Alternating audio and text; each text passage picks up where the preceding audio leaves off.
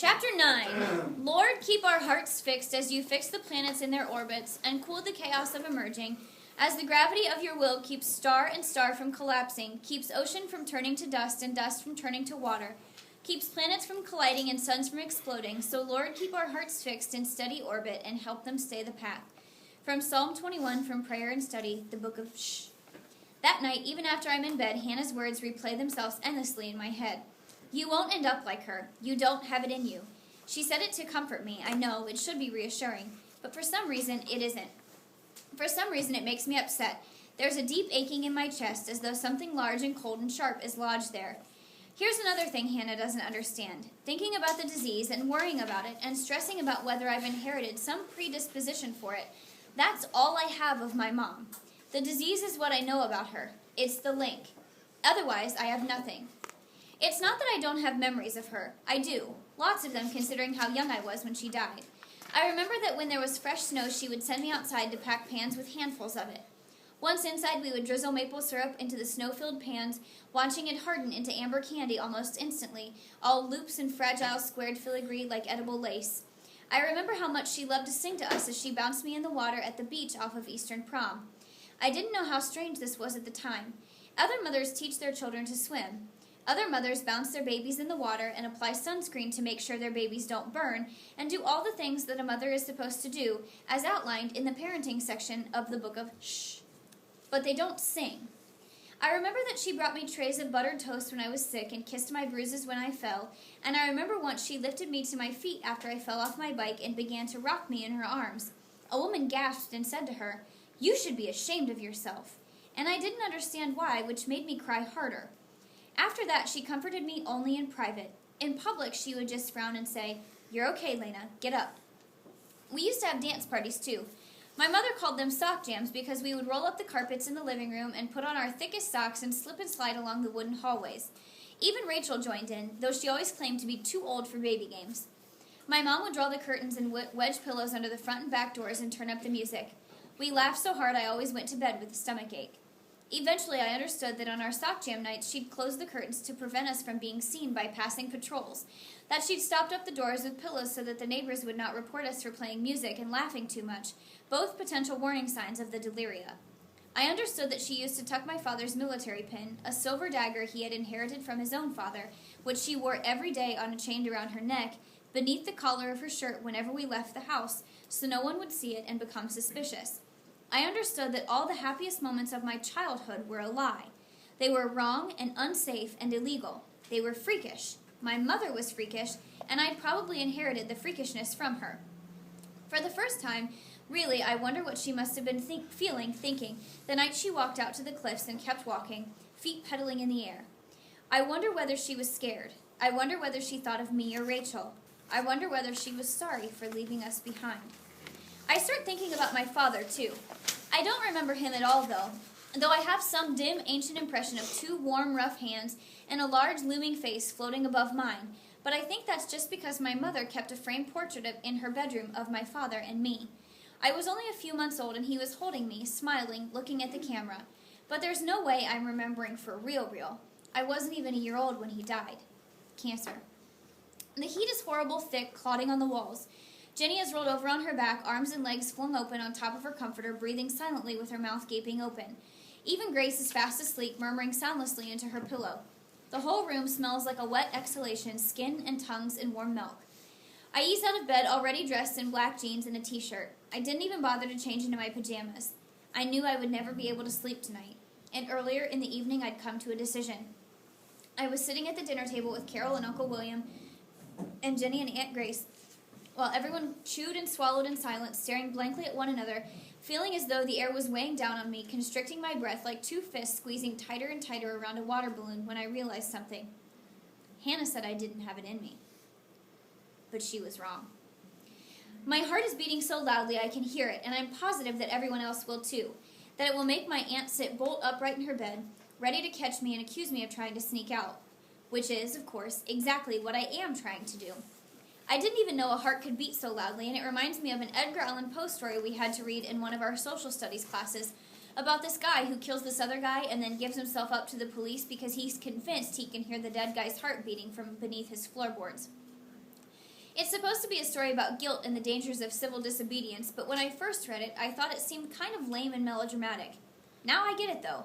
Poe must have snuck out a lot when he was young. I ease open the bedroom door, holding my breath, praying it doesn't squeak.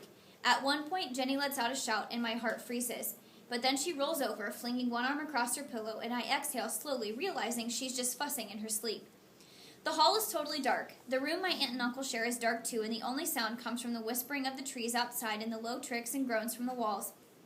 The usual old house arthritic noises. I finally work up the courage to slip out into the hall and slide the bedroom door shut behind me. I go so slowly that it almost feels like I'm not moving at all, feeling my way by the bumps and ripples in the wallpaper over to the stairs, then sliding my hand inch by inch over the banister, walking on my very tiptoes. Even so, it seems like the house is fighting me, like it's just screaming for me to be caught. Every step seems to creak or shriek or moan. Every single floorboard quivers and shudders under my feet, and I start mentally bargaining with the house. If I make it to the front door without waking up Aunt Carol, I swear to God I'll never slam another door. I'll never call you an old piece of turd again, not even in my head, and I'll never curse the basement when it floods, and I will never ever kick the bedroom wall when I'm annoyed at Jenny. Maybe the house hears me because miraculously I do make it to the front door. I pause for a second longer, listening for the sounds of footsteps upstairs, whispered voices, anything, but other than my heart, which is still going strong and loud, it's silent. Even the house seems to hesitate and take a breath, because the front door swings open with barely a whisper, and in the last second before I slip out into the night, the rooms behind me are as dark and still as a grave. Outside, I hesitate on the front stoop. The fireworks stopped an hour ago. I heard the last stuttering explosions like distant gunfire just as I was getting ready for bed, and now the streets are strangely silent and totally empty. It's a little after 11 o'clock. Some Kurds must be lingering at the Eastern Prom. Everyone else is home by now. Not a single light is burning on the street. All the street lamps were disabled years ago, except in the richest parts of Portland, and they look to me like blinded eyes. Thank God the moon is bright. I strain to detect the sounds of passing patrols or groups of regulators. I almost hope I do, because then I'll have to go back inside to my bed, to safety, and already the panic is starting to drill through me again. But everything is perfectly still and quiet, almost like it's frozen. Everything rational, right, and good is screaming for me to turn around and go upstairs, but some stubborn inner center keeps me moving forward. I go down the walk and unchain my bike from the gate. My bike rattles a little bit, particularly when you first start pedaling, so I walk it a ways down the street. The wheels tick reassuringly over the pavement. I've never been out this late on my own in my life. I've never broken curfew. But alongside the fear, which is always there, of course, that constant crushing weight, is a small flickering feeling of excitement that works its way up underneath the fear, pushing it back some. Like, it's okay, I'm all right, I can do this. I'm just a girl, an in-between girl, 5'2", nothing special, but I can do this, and all the curfews and patrols in the world aren't stopping me. It's amazing how much comfort this thought gives me. It's amazing how it breaks up the fear like a tiny candle lit in the middle of the night, lighting up the shapes of things, burning away the dark. When I reach the end of my street, I hop up on my bike, feeling the gears shudder into place. The breeze feels good as I start pedaling, careful not to go too quickly, staying alert in case there are regulators nearby. Fortunately, Stroudwater and Roaringbrook Farms are in the exact opposite direction from the 4th of July celebrations at Eastern Prom. Once I get to the broad swath of farmland that surrounds Portland like a belt, I should be okay. The farms and slaughterhouses rarely get patrolled.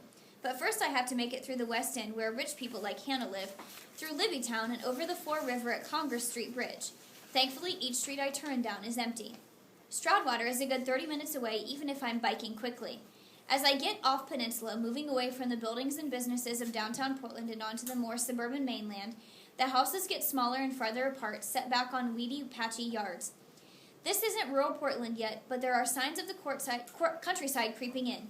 Plants poking up through the half-rotted porches, an owl hooting mournfully in the dark, a black sky that bats cutting suddenly across the sky.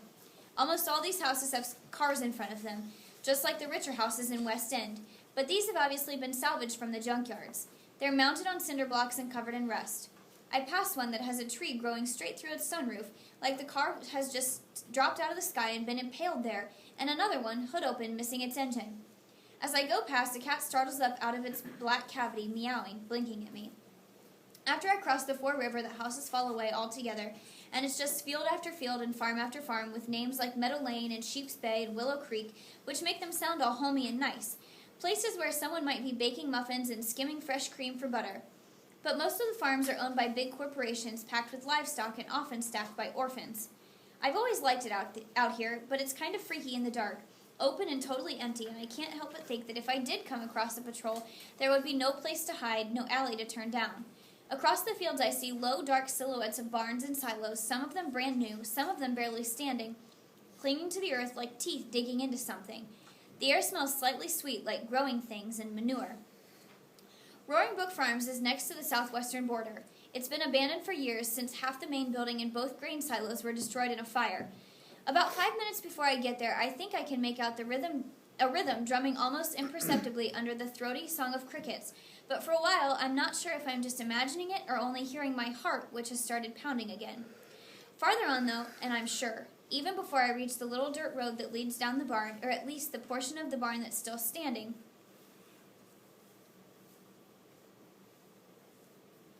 strains of music spring up, crystallizing in the night air like rain turning suddenly to snow drifting to earth. Now I'm scared again. All I can think is, wrong, wrong, wrong, a word that drums in my head. Aunt Carol will kill me if she knew what I was doing. Kill me or have me thrown into the crypts or taken to the labs for an early procedure, Willow Marks style.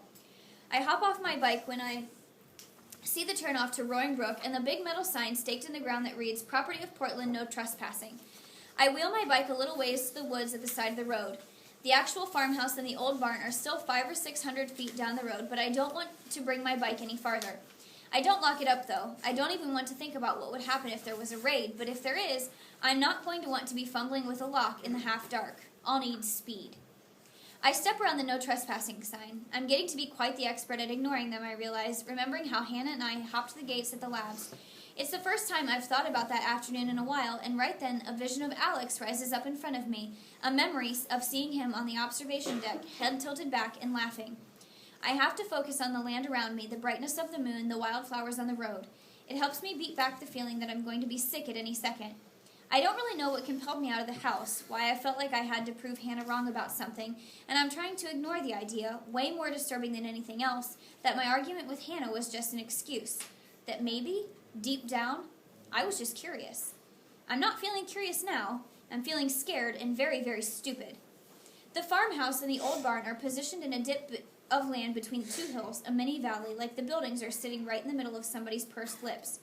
Because of the way the land slopes, I can't see the farmhouse yet, but as I get closer to the top of the hill, the music gets clearer and louder. It's like nothing I've ever heard before. It's definitely not like the authorized music you can download off LAM, prim and harmonious in structure, the kind of music that gets played in the band shell at Deering Oaks Park during the official summer concerts. Someone is singing, a beautiful voice as thick and heavy as warm honey spelling up and down a scale so quickly I feel dizzy just listening. The music that's playing underneath the voice is strange and clashing and wild, but nothing like the wailing and scratching that I heard Hannah playing on her computer earlier today, though I recognize certain similarities, certain patterns of melody and rhythm. That music was metallic and awful, fuzzy through the speakers. This music ebbs and flows, irregular, sad. It reminds me weirdly of watching the ocean during a bad storm, the lashing, crashing waves and the spray of sea foam against the docks, the way it takes your breath away and the power and hugeness of it. That's exactly what happens as I listen to the music, as I come up over the final crest of hill and the half-ruined barn and collapsing farmhouse fan out in front of me, just as the music swells, a wave about to break. The breath leaves my body all at once and I'm struck dumb by the beauty of it. For a second it seems to me like I really am looking down at the ocean, a sea of people, writhing and dancing in the light, spilling down from the barn like shadows twisting up around a flame. The barn is completely gutted, split open and blackened by the fire, exposed to the elements. Only half of it is left standing, fragments of the 3 walls, a portion of the roof, a part of an elevated platform that must have once been used to store hay. That's where the band is playing. Thin, stalky trees have begun pushing up in the fields. Older trees, seared completely white from the fire and totally bald of branches and leaves, point like ghostly fingers to the sky. 50 feet beyond the barn, I see the low fringe of blackness where the unregulated land begins, the wilds. I can't make out the border fence from this distance, but I imagine I can feel it, can sense the electricity buzzing through the air. I've only been close to the border fence a few times. Once with my mother years ago when she made me listen to the zipping of the electricity, a current so strong the air seems to hum with it. You can get a shock just from standing 4 feet away, and promise never, ever, ever to touch it. She told me that when the cure was first made mandatory, some people tried to escape over the border. They put more than a hand on the fence before being fried like bacon. I remember that's exactly what she said, like bacon. Since then I've run alongside it with Hannah a few times, always careful to stay a good 10 feet away. In the barn, someone has set up speakers and amps and even 2 enormous industrial-sized lamps, which make everyone close to the stage look starkly white and hyper-real, and everyone else dark and indistinct and blurry. A song ends and the crowd roars together, an ocean sound. I think, they must be mooching power from a grid on one of the other farms. I think, this is stupid. I'll never find Hannah. There are too many people. And then a new song starts, this one just as wild and beautiful, and it's like the music reaches across all that black space and pulls at something at the very heart and root of me, plucking me like a string. I head down the hill toward the barn. The weird thing is that I don't choose to do it. My feet just go on their own as though they've happened on some invisible track, and it's all just slide, slide, slide. For a moment, I forget that I'm supposed to be looking for Hannah. I feel as though I'm in a dream where strange things are happening, but they don't feel strange. Everything is cloudy, everything is wrapped in a fog, and I'm filled from head to toe with the single burning desire to get closer to the music, to hear the music better, for the music to go on and on. Lena! Oh my God, Lena! Hearing my name snaps me out of my daze, and I'm suddenly aware that I'm standing in a huge crush of people. No, not just people. Boys. And girls. Uncured, all of them, without a hint of a blemish on their necks. At least the ones standing close enough for me to scope out. Boys and girls talking. Boys and girls laughing. Boys and girls sharing sips from the same cup. All of a sudden, I think I might faint. Hannah is barreling toward me, elbowing people out of the way, and before I can even open my mouth, she's jumping on top of me like she did at graduation, squeezing me in a hug. I'm so startled, I stumble backward, nearly falling over. You're here! She pulls away and stares at me, keeping her hands on my shoulders. You're actually here! Another song ends, and the lead singer, a tiny girl with long black hair, calls out something about a break. As my brain slowly reboots, I have the dumbest thought. She's even shorter than I am, and she's singing in front of 500 people. Then I think, 500 people? 500 people? What am I doing here with 500 people? I can't stay, I say quickly. The moment the words are out of my mouth, I feel relieved. Whatever I came here to prove has been proven, and now I can go. I need to get out of this crowd, the babble of voices, a shifting wall of chests and shoulders all around me. I was too wrapped up in the music earlier to look around, but now I have the sensation of colors and perfumes and hands twisting and turning around us. Hannah opens her mouth, maybe to object, but at the last second we're interrupted. A boy with dirty blonde hair falling into his eyes pushes his way over to us, carrying 2 big plastic cups. The dirty blonde-haired boy passes the cup to Hannah. She takes it, thanks him, and then turns back to me. Lena, she says, this is my friend Drew. I think she looks guilty for just a second, but then a smile is back on her face, as wide as ever, like we're standing in the middle of St. Anne's talking about a bio quiz. I open my mouth, but no words come out, which is probably a good thing, considering that there's a giant fire alarm going off in my head. It may sound stupid and naive, but not once, when I was heading to the farms, did I ever even consider that the party would be co-ed. It didn't even occur to me. Breaking curfew is one thing. Listening to unapproved music is even worse. But breaking segregation laws is one of the worst offenses there is. Thus, Willow marks his early procedure and the graffiti scrawled on her house. Thus, the fact that Chelsea Bronson was kicked out of school after allegedly being found breaking curfew with a boy from Spencer, and her parents were mysteriously fired, and her whole family was forced to vacate their house. And, at least in Chelsea Bronson's case, there wasn't even any proof, just a rumor going around. Drew gives me half a wave. Hey, Lena. My mouth opens and closes, still no sound. For a second, we stand there in awkward silence.